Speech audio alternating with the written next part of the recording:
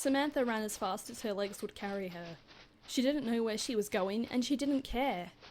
She just wanted to get away. To escape. But what she really wanted to escape from, she could never leave. How could she part with her own mind, when her mind made her who she was, diseased though it may have been? It wasn't possible. The wind ran through her hair and stung her cheeks, painting them red.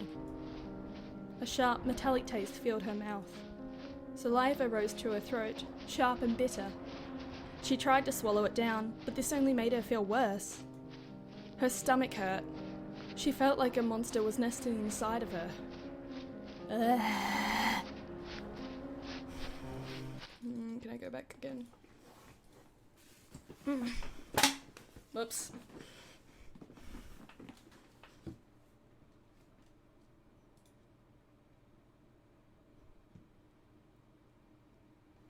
Samantha ran as fast as her legs would carry her. She didn't know where she was going, and she didn't care. She just wanted to get away, to escape. But what she really wanted to escape from, she could never leave. How could she part with her own mind, when her mind made her who she was, diseased though it may have been? It wasn't possible. The wind ran through her hair and stung her cheeks, painting them red. A sharp, metallic taste filled her mouth. Saliva rose to her throat, sharp and bitter. She tried to swallow it down. This only made her feel worse. Her stomach hurt. It felt like a small monster was nesting inside of her, tearing at her insides with its sharp claws and serrated teeth. She winced, coming to a halt by a large tree. She pressed one hand against its bark, a comfortingly solid presence, and doubled over, the other hand held against her stomach. Tears gathered in the corners of her eyes, salty like sea air. Samantha never seemed to run out of tears. She was like a banshee. She could cry for hours, and she didn't even need a reason to. Sometimes she broke down while doing the most mundane of tasks, balling her socks or brushing her teeth, and she had no idea why. One day perhaps she would cry so much that she would float away in a sea of her own tears, just like Alice. Maybe she'd be happier like that. She'd always hated living in London. Ugh. Samantha's stomach churned. The unpleasant aftertaste of those highly caffeinated drinks was coming back to haunt her. Roberta had been right. She shouldn't have drunk so much. Why had she drunk so much? It was because she didn't know her own limits. She shouldn't have felt this bad, though. She hadn't even drunk any alcohol. This was pathetic. She was pathetic. No wonder Georgia made fun of her. No wonder Roberta got mad at her. No wonder Lillian hated her. New tears began to drip down Samantha's cheeks. Her stomach hurt. She couldn't breathe. Was she having a panic attack? Maybe it was because she was going to be sick and she did not want to be. She didn't have to be. She was stronger than that. She was, wasn't she? Probably not. Her throat burned. Her mouth kept filling with bile, despite her efforts to swallow it back down. She leant her body against the nearby tree trunk, pressing her hand against it, hard for support. Her palm hurt. Had she scratched it against the tree? Maybe she was bleeding. She didn't know. What she did know, however, was that approximately 5 seconds later she was sick. Horribly, painfully, seemingly, endlessly sick, as she vomited everything she had eaten over the last 8 hours onto the ground. Thankfully, what she had eaten did not constitute very much. Her vomit was clear, almost entirely liquid, but it still burnt in her throat when it came back up. Oh well, never mind. She had experienced worse. Samantha wiped her chin with the back of her arm and straightened up, or at least she attempted to. The moment she did, she was attacked by a sudden spell of dizziness that almost knocked her off her feet. Maybe she should have gotten more sleep that night. Why hadn't she gotten more sleep? Samantha liked sleeping. It was one of her favourite states of being. But getting to sleep had been hard lately. Being Samantha in general was hard, but these last 3 months had been more painful than most. Samantha sniffed and wiped her eyes. They felt red and raw, and rubbing them only made them hurt. Where was she anyway?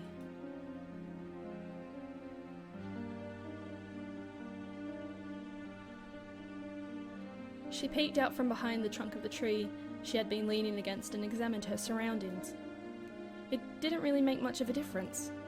The land was just as nondescript with its unbroken line of rolling hills as it had been 10 minutes ago.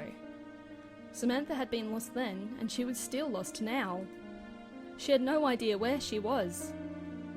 Beyond the large tree trunk, the boughs still stripped bare from the winter, she could see a lake. The surface was dark and murky, like black tea inside a teacup. The wind whistled over the top of the water, making it ripple. It was soothing, pretty.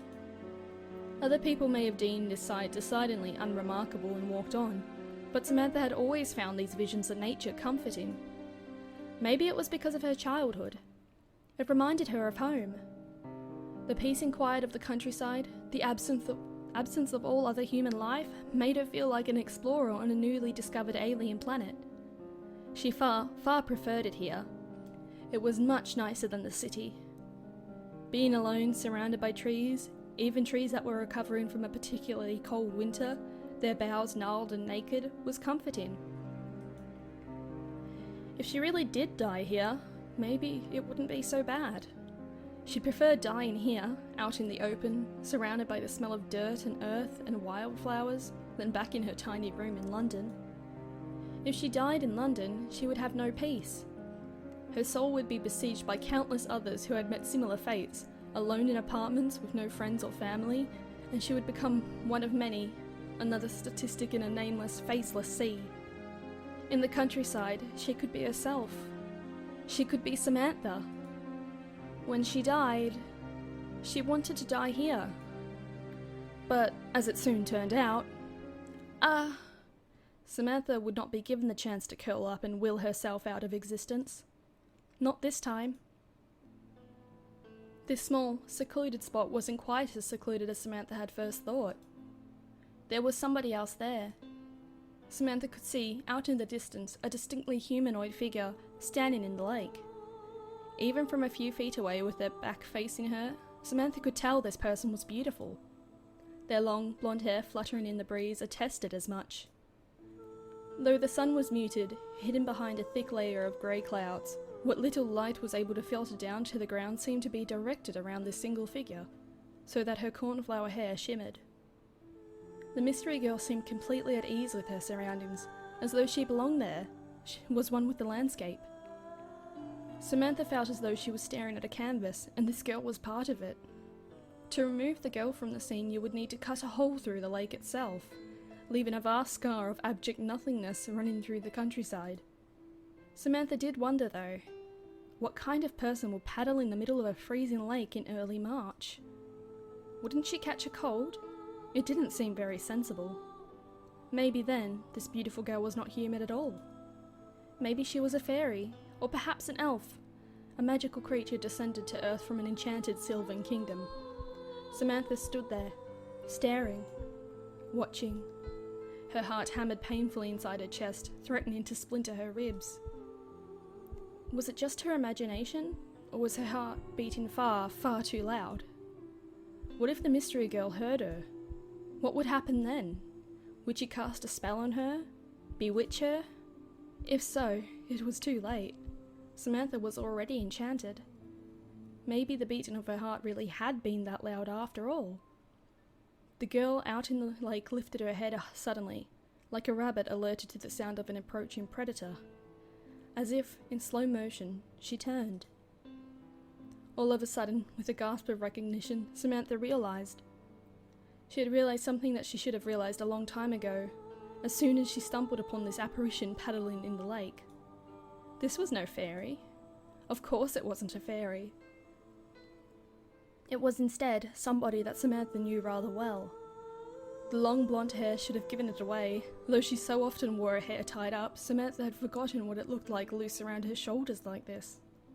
It was unmistakably, without a shadow of a doubt, none other than Lillian Wordsworth.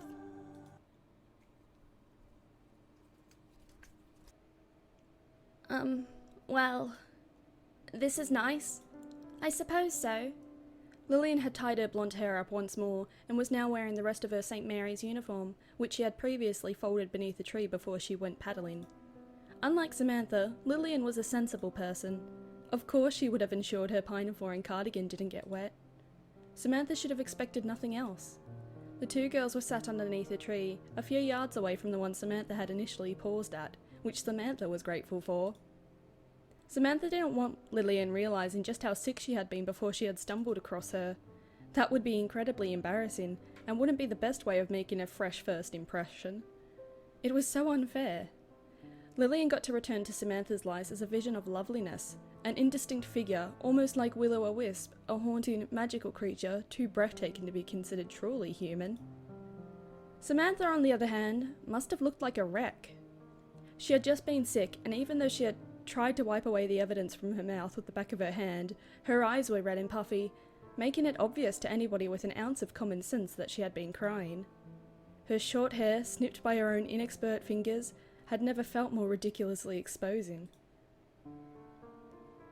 Lillian had always did tell her she was easy to read, so transparent that her skin might as well be see-through. Samantha never tried to argue the point because she knew Lillian was right. Samantha very rarely tried to hide her true feelings. She didn't have the knack for it. Lillian, on the other hand, had always been more removed. Her small smiles carefully constructed. Lillian never came to class late, and she always remembered to brush her hair, and she wore her uniform with such precision she could almost be termed as a living work of art. The gulf between the two girls had never felt as pronounced as it did now. No wonder Lillian had stopped being her friend. They really were polar opposites, weren't they? Well, Samantha blinked shyly, searching for something to say, but the words would not come. Why couldn't she think of anything to say? She was usually good at table talk. It was true her skills had been getting a little rusty through disuse lately, but surely she had one or two interesting ideas knocking around inside her skull. Wasn't she supposed to be intelligent? Not a genius by any stretch of the imagination. She was not like Lillian, but at least competently clever. She had even read Kant, and understood most of it too. What cause did she have for concern anyway? Her previous conversation with Lillian had gone well, and even if it had lasted a little more than a minute, she should try to calm down, take a deep breath, and gather whatever wit she still has about her. She could do this. She would. It sure is a coincidence seeing you here. Lillian's reply was cool and concise, quite unlike Samantha's. Not really. Well, I just didn't expect it. But we came here on the same school trip. It was inevitable we would run into each other again at some point. I suppose so. But you're not in my study group, so I thought we wouldn't get a chance. Actually, something suddenly occurred to Samantha. Where is the rest of your group? You didn't get lost too, did you? But even as she said it, Samantha knew it was a foolish question. Lillian's Wordsworth did not get lost. She always knew exactly where she was at all times. It was one of her many mysterious talents. I'm not lost. I simply went off on my own for a while. But why? A sigh. Because I had the misfortune of being paired with one of the most irritating people I know. Even more irritating than me. Lillian couldn't help but smile at this comment, as much as she tried to maintain her carefully distant expression. Although Samantha could be an incredibly irritating person when she put her mind to it, and she was more than capable of accomplishing this task even when she did not, there was no denying that she could be amusing company at times. On occasions. Yes, far more irritating than you. I can hardly believe such a person exists, but it is true. Samantha giggled. You weren't grouped with De Quincey, were you? The one and the same. How did you guess? Well, you said somebody more irritating than me, which instantly narrows down the list of potential suspects. And as Georgia is in my group antagonizing Roberta, it couldn't have been her. Dear God, De Quincey must be a pain if even you realize it, Sam. She can be quite intense at times. Lillian exhaled heavily, holding a hand to her forehead. Intense isn't the right word. She's utterly infuriating. She follows me around like a golden retriever everywhere I go, and she keeps taking photos too. I'm surprised she hasn't asked for a blood sample yet, or the hair from my head. Maybe she takes them from you when you're asleep, then writes about it on her blog. Please don't remind me of her blog. How could I not? It was so incredible, I think about it at least once a day. I'm sure she posted enough personal information about me on there to warrant a restraining order. Well, at least she has good taste. She clearly recognizes your genius. She's a big fan of your poetry, you know. I know, and I am somewhat proud my writing was able to make such an impact on somebody, but when it's at the expense of my own privacy, it does become somewhat unsettling. Well, I think she's taken down that blog now. Are you sure? I did ask her. I didn't think she would listen to me, given she never listens to anybody, but it seemed to work. How were you able to get rid of De Quincy anyway? She's so devoted, I'm surprised she didn't follow you here. Well, I'm not particularly proud of my actions. Oh? Does that mean you did something underhanded, Lillian? I simply did what needed to be done.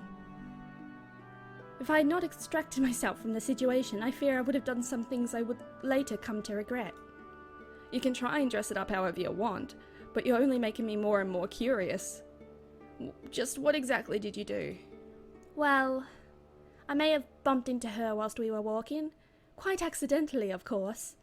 Of course. And because of this purely accidental, unavoidable event, she may have fallen over and twisted her ankle. Whoa. Samantha whistled, impressed despite herself. She must have fallen pretty hard. Hard enough. Doesn't that count as assault? It wasn't assault. I already told you it was an accident. I feel a great deal of remorse about it. Yes. Though Samantha found it amusing, it was rather unexpected news. Lillian was usually too disaffected to allow other people to get under her skin like that. De Quincy really must have been annoying her for her to resort to violence like that. Though Samantha's own relationship with De Quincy was rather complicated, she was not sure if she could commend Lillian's actions. Was she going to let Lillian get away with such an underhanded act? Fuck no! Silly Lily. Samantha chided her gently, a small smile on her face. If accidents don't count as crimes, then manslaughter wouldn't be illegal. But Lillian dismissed her light scolding with a disdainful frown, a flip of her hair. Don't be so melodramatic. I didn't kill her. There's hardly a scratch on her. She's incredibly durable. Well, I'll be the first to attest to that. Lillian hadn't seen how much De Quincy could drink before she threw it all back up, like Samantha had. And after De Quincy had that most unfortunate fall and tragically twisted her poor ankle, I offered to find a teacher to inform them of the accident, like the good Samaritan I am. You mean you ran away? Please do not make me sound so irresponsible. I was not running away. I don't run away from my problems. I never realized you were so shameless, Lillian. I thought you were a stickler for the school rules, being head of the student council and all. I am, but some rules are meant to be bent to preserve the peace. That is how democracy works. How corrupt. It's no wonder Georgia is so disillusioned with you. I thought you said you were going to help us poor students when you became head of the student council, not oppress us with brute force. Georgia is disillusioned about everything. She is even disillusioned about being disillusioned. I have no desire to cater to fools who wish to cause trouble for the sake of it. Did she really try to sneak a bear into her dorm? She tried to argue on behalf of it, and so passionately too. I was almost moved to tears. And yet you say that with such a straight face. I was being sarcastic. Samantha reeled in faux surprise, her eyes wide. You? Sarcastic? But isn't sarcasm the lowest form of wit? Some situations are so ridiculous they deserve nothing more than sarcasm. You're becoming awfully conservative in your old age. Don't be so facetious. I'm only a couple of months older than you. Ow! Samantha winced, pressing a hand against her forehead. Did Lillian really have to flick her? No, she's being a jerk. Those in power always punched downwards, didn't they? Or in this case, flicked. Lillian's fingernails were carefully groomed and filed to perfection, unlike Samantha's, which were little more than bitten stumps. Being flicked by Lillian's far superior fingernails, even in that act of playful jest, was quite painful. And yet, even so, Samantha couldn't help but smile. She could hardly believe it. She was actually talking to Lillian. They were having a conversation and they were getting along with each other. This only served to confirm things in Samantha's heart. Being by Lillian's side really was where she belonged. Without Lillian, Samantha couldn't smile, couldn't laugh, could hardly even speak. For the last 3 months, Samantha had felt like the mermaid from that fairy tale. She had been unable to talk, and when she did, nothing had sounded quite right. Her own voice had grown softer and softer by the day, until she hardly even recognised it as hers anymore. Now that she was with Lillian, however, conversation came to her so easily. She felt more assured of her words, as though they truly did belong to her, and she meant every single thing she said. She had found her voice again. Being with Lillian gave her a purpose. It made her happy. Samantha blinked. Her eyes felt wet. Was she crying again? Lillian frowned, leaning in just a little closer to her once dearest friend. Sam? What is it? Samantha sniffed, wiping her eyes with the back of her arm. She had cried so much today she was beginning to feel like a prune, distinctly desiccated, all dried out. Her throat was sore too. Inwardly, Samantha cursed herself. She had only just managed to reconnect with Lillian and she was already spoiling it. She just couldn't let herself enjoy the moment, could she? Like a Puritan, she always had to throw away the things that made her happy. She was making herself look weak, stupid, pathetic, and she couldn't stop herself, because that's what she really was. She was weak, she was stupid, and she was pathetic. And she couldn't stop crying. I'm sorry, Lillian. I feel a little overwhelmed, that's all. Overwhelmed? Why? Was our talk about my corrupt conservative policies really that depressing? No, that isn't it. Then what? I don't know. I can't really explain it. You can always try. But, a sigh. We have been through this many times, Samantha. How can I ever hope to understand how you feel if you never explain it to me? Although De Quincey seems to revere me as some kind of goddess, I cannot read minds, and I won't be able to help you unless you enlighten me. But I thought it was because I kept trying to enlighten you that, as you put it, that you... Lillian raised an eyebrow. That I what? You... Samantha bit down on her lower lip. Her shoulders trembled. She did not want to talk about last Christmas. Merely thinking about it was painful. Why had their conversation become so serious? Samantha did not cope well with serious things. She far preferred frivolity, mainly because she rarely had cause to feel happy. What was she going to say? You've been a jerk, Lillian? How about that? And you made me feel like crap? Yeah? Okay. She knew the following words were going to be painful, but how could she continue to sit there, conversing with Lillian without bringing the subject to light? It was inevitable that it would come to the surface eventually, for Samantha had thought of it almost incessantly, ever since Christmas. She had been capable of thinking about anything else. I thought it was because I kept bothering you with my troubles, that you stopped wanting to talk to me. Samantha sniffed, her body racked with sobs. Tears, which had once been born from relief and happiness, had turned bitter. Lillian watched her impassively, unsure of what to say, what to do. And Lillian did not like being unsure of herself. Should she pat Samantha on the shoulder? But such a friendly gesture. Should she pat Samantha on the shoulder? But such a friendly, casual gesture after 3 months of complete silence between the pair would feel too sudden, too unexpected, and too awkward. Words, then. She would settle for words. Lillian had always been good with those. I did not stop talking to you because you were depressed. A pause. Not entirely, anyway. What? So if that isn't the reason, then what is? I can respond if you like, but I doubt my answer will satisfy you. It's alright. I know I can be quite a difficult person, and very little has satisfied me lately. I have no expectations that this will. Well, I stopped talking to you because it was upsetting me. I upset you? This whole ordeal was very upsetting in general, especially given it happened over Christmas. I tried many times to ask you why you were so sad, but even though you gave me answers, they were not answers I could understand. You said that you felt lonely, even though I continued to be by your side, and what more could I have done than that? It seemed no matter how I tried to console you, I could make no difference. I couldn't help.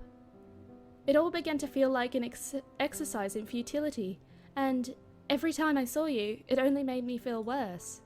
That isn't true, you know. What isn't? That you didn't make a difference. Even though you may not have realised it, God knows I was in a bad state back then, and I was in no fit mind to tell you this myself. Being with you really did help.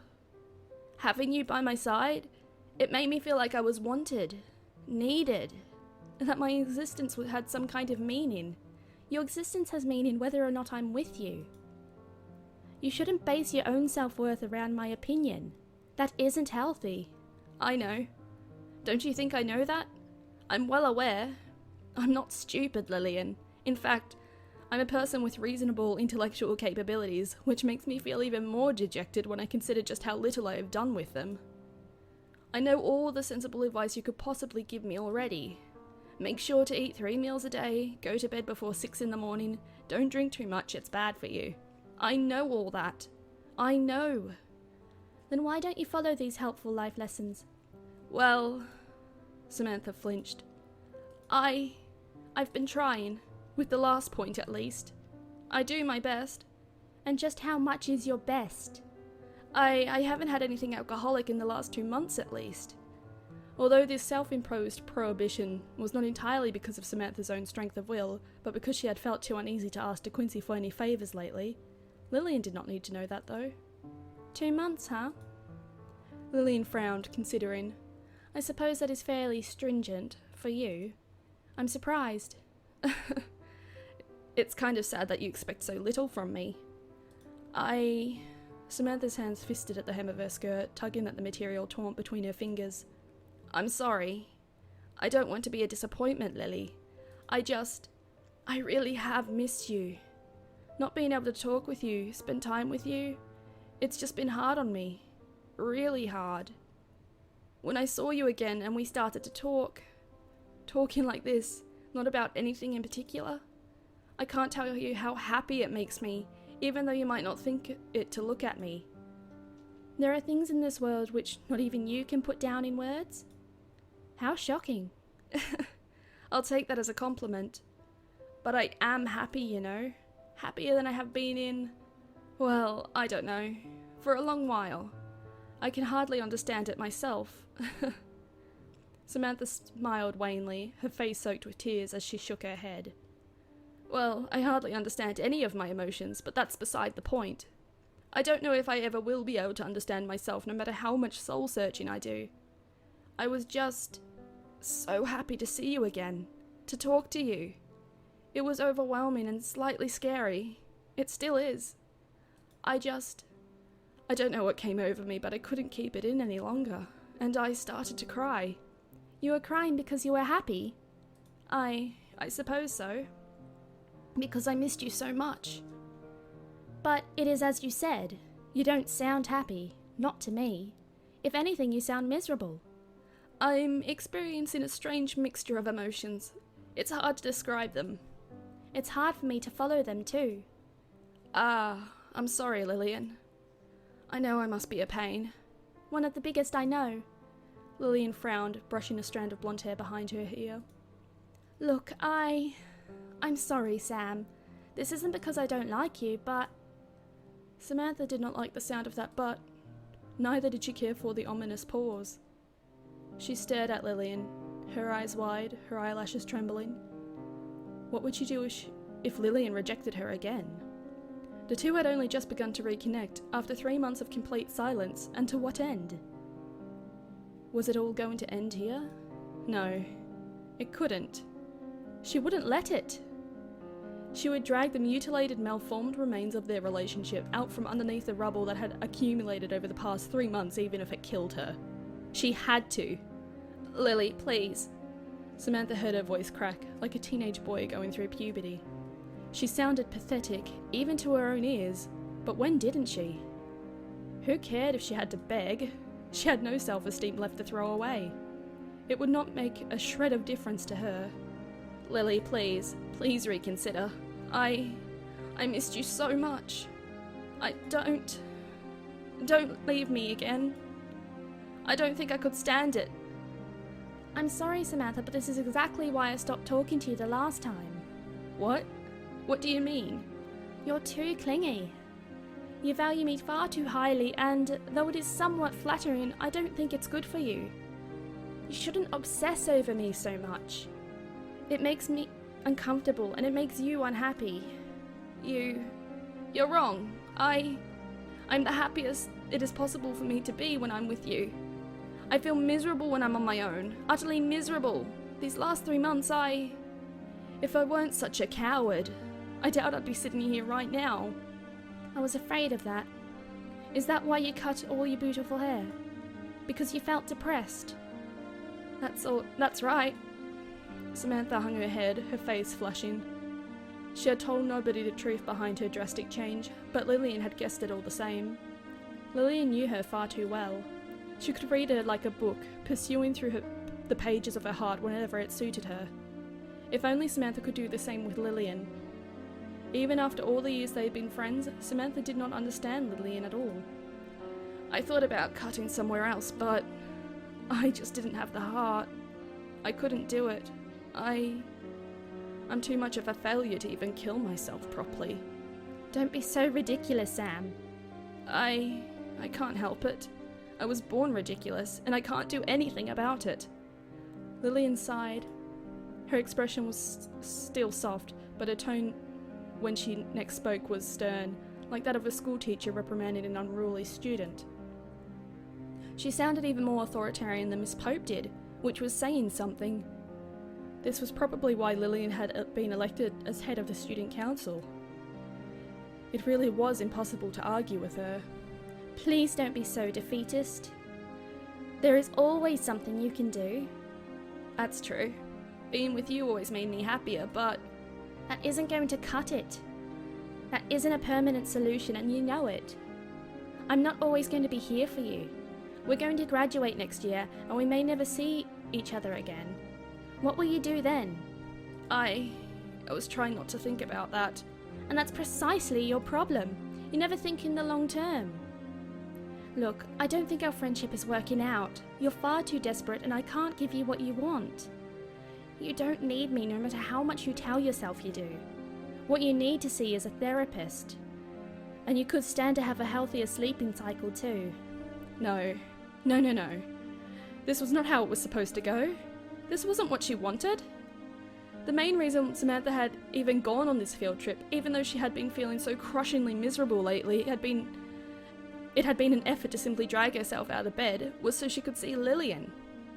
She had hoped, dimly in the back of her mind, that all was not lost.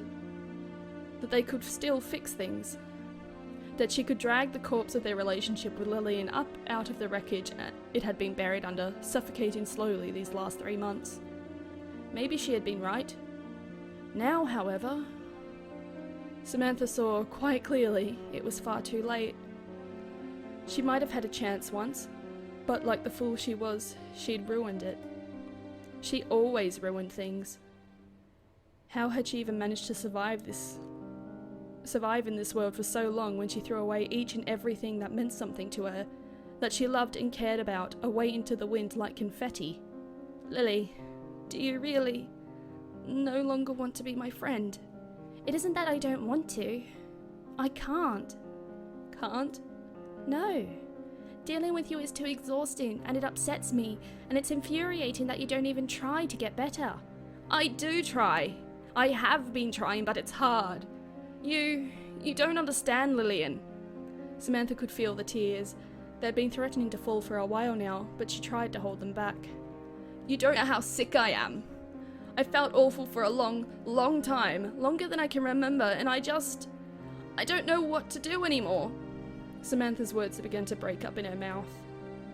They no longer felt like they meant anything. Rather than signifying concepts, things Samantha could understand, they were just noise. Empty noise. Words were not enough. Not now. No matter what she said, it would not make any difference. The expression on Lillian's face, a mixture of sympathy, sorrow, and worst of all, poorly concealed irritation, confirmed it. Lillian was no longer looking at her as an equal, a genuine friend. Instead, she was just a poor soul with a medical condition. Somebody to be pitied, yes, but not respected. Certainly not loved. Lillian's Wordsworth had never been able to truly love beings she deemed to be inferior to herself. This is precisely why, Sam. I understand you well enough but I can never know how sick you are. We're too dissimilar. I think our friendship was a bad idea. I'm not good for you, and you're not good for me. All we do is hurt each other. It would be sensible to bring things to an end before it goes any further. I'm not too prideful to admit when I'm out of my depth. I can't deal with you anymore. Lily, Samantha tried to stem her tears, but it was too late. They began to stream down her cheeks before she knew what was happening, like April rain. Within seconds she was crying so hard her whole body started to convulse. Her shoulders shook. Her very bones seemed to shake. She could hardly breathe. She could hardly talk. All she could do was cry until she felt her whole body would fall apart and everything stuffed inside of her that made her her would leak out of the seams. If that was the case, then so be it. Let it happen. Samantha was sick of herself, almost as much as Lillian now was.